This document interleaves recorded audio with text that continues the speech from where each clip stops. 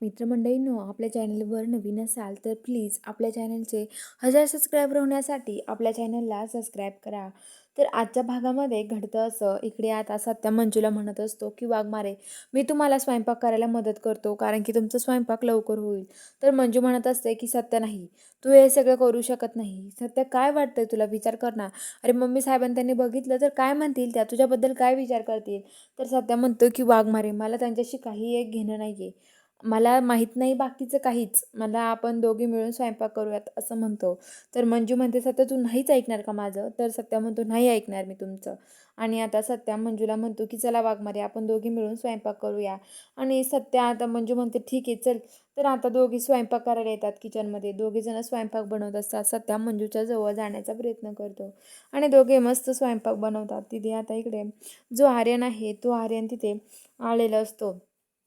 आर्यन लांबून त्यांची मजा बघतो. आर्यनला तर खूपच राग येतो. आर्यन म्हणतो, हे सगळं काय आहे? आर्यन म्हणतो की काय करू मी? आर्यनला खूप चिड होतो तो. आणि आता लगेच इकडं सत्या आणि मंजू तो स्वयंपाक बनवत असतात. तर आता ते दोघं एकमेकांजवळ येतात आणि आता सत्या आणि मंजू स्वयंपाक बनवतात.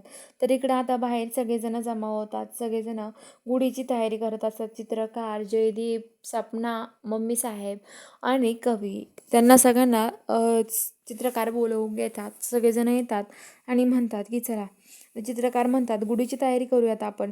चला, गुढीचं मी सगळं करून ठेवलं आहे. आता फक्त गुढीवर हे करायची आहे, पूजा करायची. पूजेचा मान आहे ना आता पटकन करा, कारण की पूजा लवकरात लवकर झाली पाहिजे असं म्हणतात.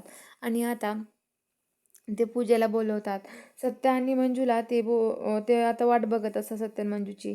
सपना आणि जयदीप तिथे येतात. तर आता जो आर्यन आहे तो तिथे येतो आणि तो म्हणतो की काय काय थांबलाय आपण सगळे इथे, करायची ना पूजाला, गुढी उभारायला सुरुवात. तर ते म्हणतात की नाही, आत्ताच नाही करायची, कारण की अजून सत्या आणि मंजू नाही आलेत, कारण त्यांच्याच हाताने दरवर्षी गुढी उभारली जाते. तर आता लगेच जो आर्यन आहे तो म्हणतो, असं थोडीच आहे की त्यांच्याच हाताने काही मान आहे.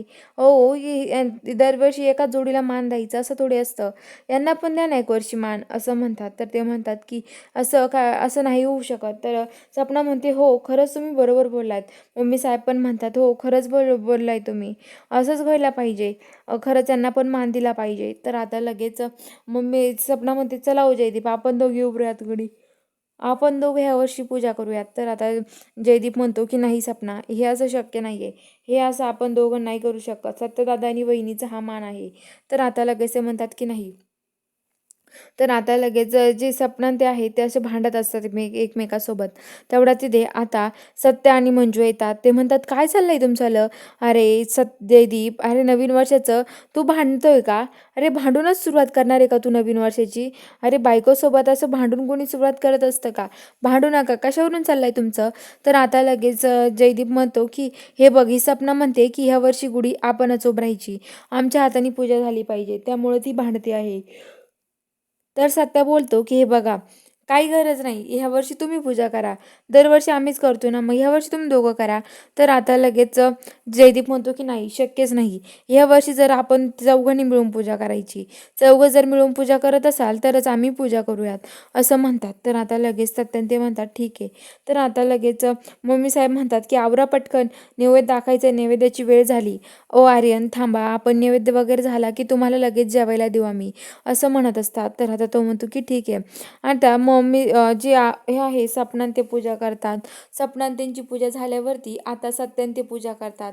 सत्या आणि मंजू दोघे पण आता पूजा करतात आणि आर्यनला हे सगळं बघून खूपच राग येतो. तर बघूया आता पुढील भागात काय घडणार आहे. बघायला चॅनलला सबस्क्राईब करा.